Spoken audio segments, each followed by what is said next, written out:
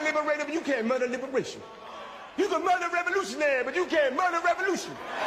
And you can murder a freedom fighter, but you can't murder freedom. You're tapped in, so let's get right to it. Vice President J.D. Vance recently visited Des Moines, Iowa, right? But he was met with a mixed and cautious reception from farmers who are increasingly worried about a new farm crisis there. While Vance sought to project the message of economic reassurance, some farmers expressed that the administration's golden age of agriculture rhetoric does not match their current financial reality.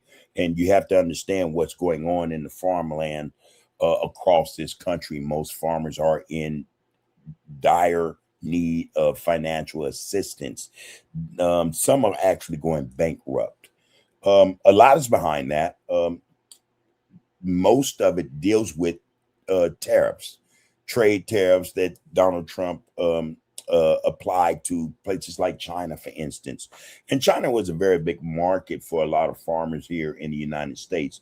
Donald Trump effectively messed that off. As a result, a lot of farmers lost a lot of money they invested and hope to get back as part of that investment from the federal government because of Trump's inability to, really be a good businessman, a guy that really knows how to close a deal. Okay. They probably lost more business in terms of their farms than Donald Trump has brought to them. This is why we see J.D. Vance down there. But I don't think J.D. Vance's appearance or presence there is going to make any difference. In fact, if Donald Trump went there himself, it wouldn't make a difference, But the reception and key messages that Vance's primary goal was to reassure the agricultural community that the administration is working to alleviate economic pressures. All right. I mean, dang, if that's what you were really going to do, or, your intent was to do that, you wouldn't have botched, the relationship that China had with the United States farmers, with the farmers here in the United States. But anyway, economic relief, as far as that go, Vance highlighted Republican-led tax cuts and promised to address high production costs, specifically the blip in fertilizer and fuel prices, which he attributed to the ongoing war with Iran. That makes no sense. But anyway, I noticed, Vance, these guys have a tendency to say, hey, the Republicans are fighting for you. Yeah. They'd be probably better off saying, hey, man, the politics, both sides of the aisles want to look out for American farmers, so that if something goes wrong, then both sides of the aisles can take responsibility for that. But being that, this is how most Republicans speak in terms of, pitching, messages to a disgruntled crowd, they tend to say what the Republicans going to do. Well, Republicans are going to fail in this endeavor because Donald Trump has effectively ruined farmers' lives and how they do business with other countries. Just, those are facts. His tariffs have hurt them tremendously. And there's really nothing that Donald Trump can do or J.D. Vance can come and say Donald Trump will do to help take the burden off of what they're going through. Most of those who have to deal in fertilizer, who have fuel prices, who can't sell, their produce or, their agriculture to these other countries, they're not going to get that business back. Those countries have found even greater deals with other countries who grow the same produce and or, agriculture, agricultural goods, That being said, again, we're talking about a political framing of this whole situation. Vance framed the upcoming 2026 midterms as a choice between representatives who fight for you and a Democratic Party he claimed prioritizes illegal immigration over American workers. Well, again, wow, that's stunning that he would say that. It's because, let's say, for instance, and I'm no fan of the Democratic Party either, they had illegal immigrants or migrant workers there taking care of, what farmers produce. And soon as Trump comes along, those workers are no longer available. So you have crops that have gone to waste, that have rotten in the fields. Whose fault is that? Can't be the Democrats. It just can't be. It makes no sense to blame that on Democrats. So then why would anybody, the farmers have to have sense. They can't be that ignorant to sit up and listen to that rhetoric and say, wait a minute, you guys started this problem for us. Why? Matter of fact, we may want to vote Democratic because they didn't do this to us. Republicans did this to us. Donald Trump did this. So let's see how smart those guys are. You wonder. I wonder. Farmer skepticism is that, despite the assurances by J.D. Vance and the Trump administration, many farmers remain squeezed by rising input costs, increased farm bankruptcies, and the impacts of trade tariffs, all of which I mentioned. What the Trump administration isn't talking about is the fact that a lot of farmers are facing bankruptcy. This is farmland that will no longer produce agricultural goods or products, fruits, vegetables, things of that nature, because the Trump administration has effectively ruined their farms. That's what they've done, the Trump administration. We hear it tapped. We tend to think that was done intentionally. So you farmers who are listening, we think they've done that intentionally. We think that the Trump administration created this problem with China, that as a result of that, you, the farmer, would suffer. And as a result of your suffering, you won't be able to maintain your farm, pay your bills. You will lose your generational inheritance or, wealth, things of that nature. You will lose it to the bank. The bank will liquidate that bankrupted property to, guess who? Yeah, AI techs. We think that that is the play. Not all farms, but only those that can't sustain themselves will end up losing that farm to the bank. The bank will turn around and sell that property, liquidate that property, because we know banks don't want to hold property like that. That's not what they do. They'll liquidate it and they'll give it or sell it, to tech, AI tech. Oh, you get it? AI tech. They need data centers. Farms are the ideal land and acreage for those facilities. Think about it.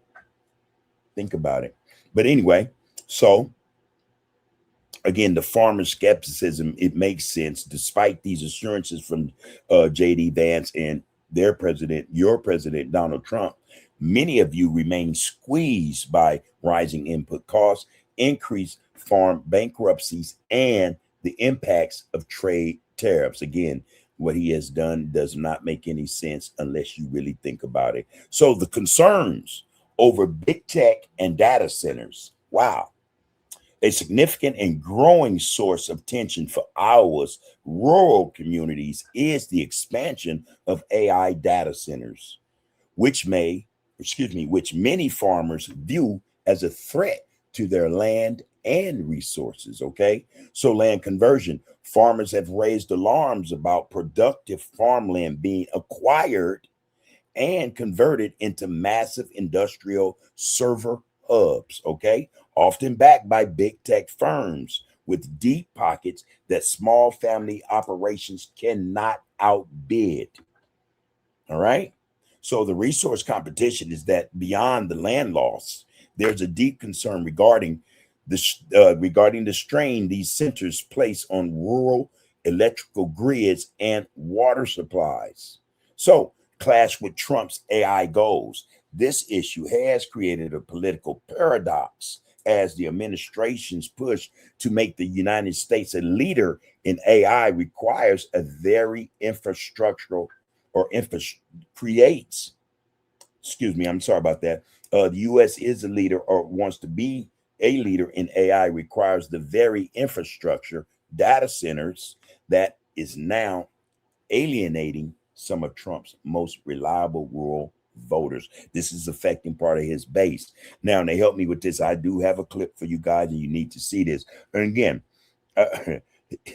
is it even possible that some of you did not know this was happening and that it was intentional? All right. I don't know why this hasn't blown up yet. I just don't. I can't believe that I'm having to share this with you guys, you know. So brace yourselves for this one, because I'm telling you, it means a lot. It's going to mean your farm. It's going to mean generations of your family's work gone down the drain, all for big tech and those who got all the money. That's what Donald Trump's support mostly comes from, in case you farmers did not know that. All right. Did you know that? All right. So pay attention to this. Let me bring this clip in here because I think it's quite helpful. Before we do that, please like, share, follow, comment, and subscribe to the Art of Political Discourse. This is T.A.P.D. We appreciate your viewership and participation with this channel. So please, again, hit that like and that share button and subscribe to this. Get down. It would mean a lot. We're going to talk about a lot of things that mainstream media will not discuss with you guys. We're going to bring the truth to you. So let's talk about this. All right. We have this clip for you. And this clip is courtesy of CBS News. All right. Imagine that. Imagine that. As they fight over control of the House. And when you talk to people in... Vice President J.D. Vance is spending this evening in Iowa. He's stumping for Republican Congressman Zach Nunn in Des Moines. Nunn's seat is one that Democrats are eyeing as a potential flip in November. And that is exactly where we find our Ed O'Keefe. Ed, it's great to see you. You know, Iran is the talk of the town here in Washington, but I wonder if that's the case in America's heartland and whether the vice president will weave that into his speech tonight. Well, it's very good to see you. We are awaiting the vice president's arrival. He's just landed in the Hawkeye State a little while ago on a full day of stops in the Midwest. He voted this morning in his home state of Ohio ahead of the primary there, was at a fundraiser in Oklahoma City, and is coming here to a congressional district that is very much on the minds of both parties as they fight over control of the House. And when you talk to people in this state, at the gas pump or out on their farms, yes, Iran is very much on their minds because the cost of things has gone up since late February when the war began. Take, for example, Aaron Lehman, who's a farmer up in Polk City, about 20, 30 minutes outside of Des Moines. We talked about the fact that prices have spiked for things like fertilizer and diesel, and that's rubbing off on all sorts of other parts of the Iowa economy, including manufacturing companies like this one. Listen to what Aaron had to tell us. So when this White House says it's the best friend a farmer has ever had, you say... That doesn't say much about my friends, because people are out here hurting. You know, the rhetoric about a golden age of agriculture right around the corner, that doesn't match the reality of what's going on the ground at all. So and imagine, this is just one farmer, but you have many all over the country who have the same sentiment, you know.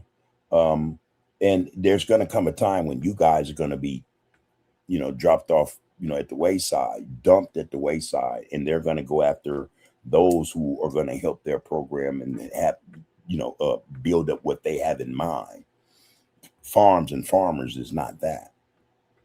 It's not that. And again, they only need, you know, I'm pretty sure by their analysis and calculations, they only need so many farms to do or grow, you know, so much food. Some of this food that's grown in the country actually gets exported to other countries.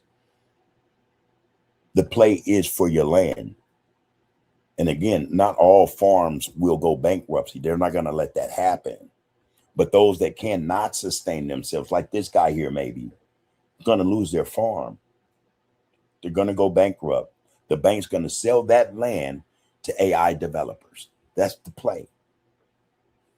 The president or the vice president picked up the phone and said, Aaron, what do we need to be doing differently? What would you tell him? Well, right now we're trying to pass a farm bill, but the version that came out of the House does not match the circumstances we're under, not for costs, not for the challenges farmers are facing, not for the challenges that our consumers are facing.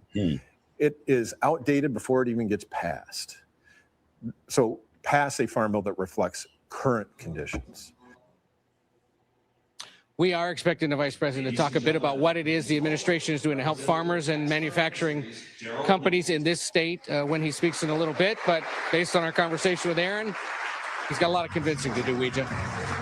And of course, those issues, along with costs in general, are big concerns in Indiana and Ohio, where it is primary day. Republicans there who defied Trump on redistricting are now facing MAGA challengers. So lay out what you expect to see from there tonight. So when the Indiana Republicans were approached about redistricting in the Hoosier state, about 40 state lawmakers told the White House they were not on board with doing so based on conversations essentially with their constituents who said, we only do this every 10 years. We're not going to do it now.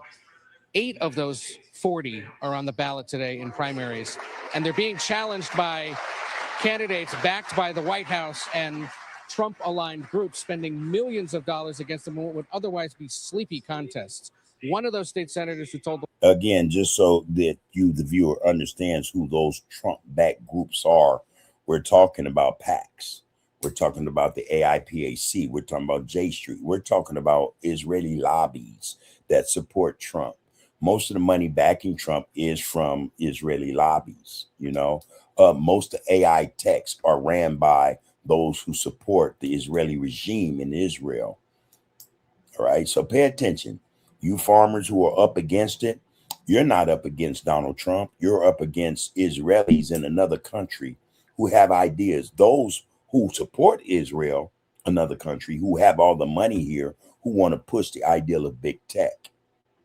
Israel is a supporter of big tech also. So, yeah, your fight isn't really with Donald Trump.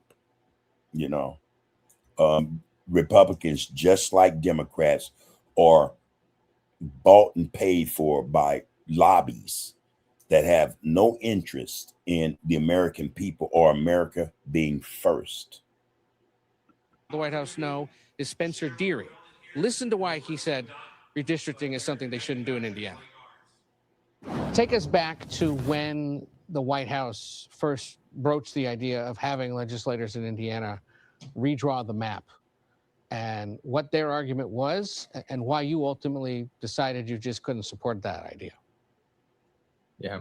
I mean, I understand the reasons why they wanted us to. I mean, I too want to maintain a Republican congressional majority, but ultimately I don't work for them. I work for my constituents, and also I work for the state of Indiana. And so as I started to look into it, the first thing that set off alarm bells for me is recognizing that really no party, Republican or Democrat, has ever systematically attempted to redraw the maps midterm like this, mid-cycle. And if we start doing that as a country, it takes power from the people and gives it to the government to be able to shield themselves from accountability. And that was a big concern as a constitutional conservative. But I also started to hear from my constituents that it wasn't really something they wanted me to do. They have spent millions of dollars, at least $6 million, on these 8 state Senate primaries today, Ouija, and it's gotten a bit personal, as State Senator Deary told us. Take a listen. When you put yourself in opposition to the president, you said you were getting robocalls, or your constituents were getting robocalls. There's been millions of dollars in attack ads, both on the air and digitally. But my understanding is that the attacks or the threats against you and your family have been far more intense. Well, we were a series of lawmakers were swatted or attempted at swatting. Fortunately for myself, I wasn't one of the first, and so we had the protocols in place to be able to make sure it wasn't law enforcement kicking down the door. But there certainly have been a few death threats, and that are something that I had never had in my years as a state senate. Really, this whole process has felt like Washington, D.C. coming to Indiana in terms of the politics and some of the culture of there. And, you know, typically when Hoosiers run for federal office, they say, we want to take Indiana to D.C., an Indiana way of doing business in D.C. This has felt like D.C. trying to come to Indiana to force D.C. upon Indiana. And we'll end it there. But yeah, so this is what you, the farmer, is going through. And not only that, but if you guys pay attention, there is an attack being made, you know, on the citizens of this country, And this attack is being led by big tech, big corporations, big tech. Donald Trump supports them wholeheartedly, and he will do that over you, the farmer, as well as you, the citizen, in any state in this union. You need to know that. All right. You need to know that. So farmers are going to go through it. And again, we think that this is intentional, wholly intentional. It's done for a reason. We think that, yeah, it doesn't affect all farms in this country, but it's only going to affect those farms that cannot hold the bottom line, that will not be able to sustain itself. Those farms are the ones that they have marked, that they have, earmarked for sale or liquidation to AI tech companies who need the land, who need the acreage. All right. Get that some thought, though, you farmers out there, and figure out for yourselves what are you going to do? Because if you continue down this road that Donald Trump is paving ahead of you guys, you're going to end up in ruin. And that goes for the rest of you who want to support Donald Trump and what you think to be Donald Trump's ideas. They are not. Donald Trump is also a puppet for those who want to run everything. And if you don't know who that is, you stay tuned. I'll tell you. All right. Until then, you take care of yourselves and one another, everybody. You can murder a liberator, but you can't murder liberation. You can murder a revolutionary, but you can't murder revolution. And you can murder a freedom fighter, but you can't murder freedom.